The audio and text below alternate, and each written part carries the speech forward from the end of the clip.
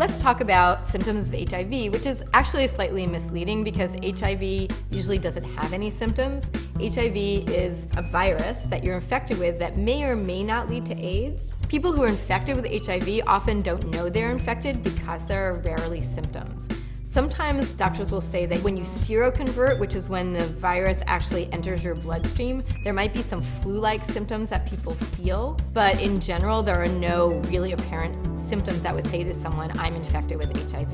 The only way to know if you're infected with HIV is to get tested.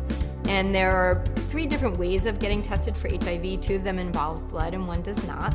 The first way is the more traditional HIV test. It's called the Western blot test. And that you usually have after 3 months of an exposure. And exposure means any time that you might have been exposed to HIV.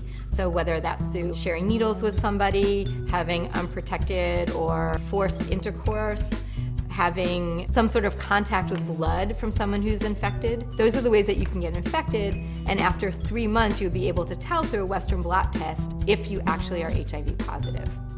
Another way to tell is to test blood test after around 28 days of an exposure, and you can tell from that the viral load, how much blood is actually in your system. The difference between those 2 tests, however, are that the viral load test is often more expensive, not performed as often, and really used more for people who are at high risk for exposure.